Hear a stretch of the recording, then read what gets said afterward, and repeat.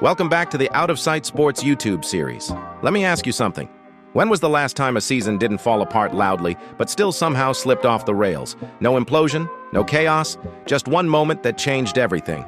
That's exactly what was happening in Philadelphia. The Sixers were quietly doing something rare this season. They were being normal, not flashy, not dominant, no bold predictions or championship parades being planned in October, just stable basketball, sixth in the East, over 500, never dipped below 500 all season. After the chaos of last year, that alone felt like progress. And then, almost out of nowhere, everything tilted. Paul George, suspended, 25 games. Well, technically 24 now, but just like that, the Sixers' reset season hit a brick wall. Yeah, they got the win without PG in their first game without him. But it took a Joel Embiid 40-piece, his first of the seasons. Fantastic. Whatever either way, the team is now looking at 24 games without prescription P. Coming into this year, expectations were intentionally lowered. This wasn't title or bust. This wasn't chasing headlines. The goal was competence. Win the games you're supposed to win. Stay out of the play-in mess. Build rhythm instead of excuses. And for a while, it worked. Tyrese Maxey was growing into more responsibility. Joel Embiid was pacing himself like someone who actually understands calendars. And Paul George wasn't prime PG, but he was steady. And steady mattered. This roster wasn't built to overpower teams. It was built on balance, which is exactly why what happened next hit so hard. Just 4 nights before the suspension news, Paul George looked rejuvenated. 32 points, 9 three-pointers, a win over Milwaukee.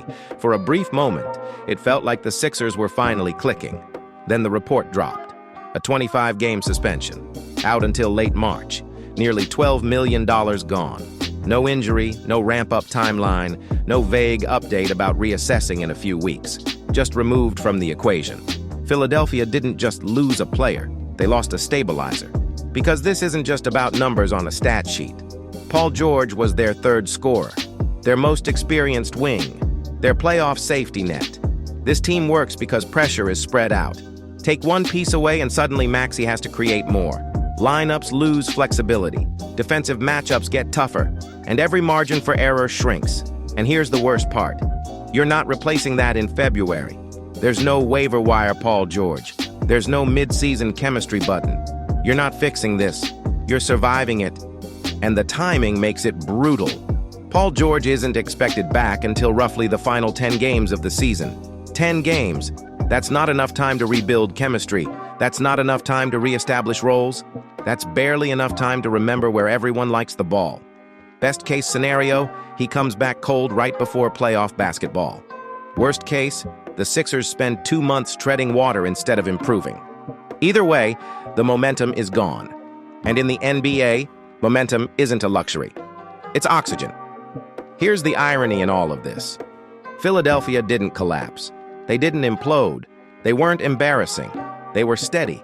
And that was the entire point of the season. Now, instead of talking about playoff seeding and cohesion, they're answering questions about suspensions, depth, and damage control. The bounce-back year didn't end. It got interrupted. And sometimes that's worse. Because in this league, timing isn't everything. It's the only thing. Thanks for watching this episode of the Out of Sight Sports YouTube series. Make sure to subscribe, drop a comment, check out our new website, and follow us on social media at the handle @OOS Sports for more. We'll see you next time.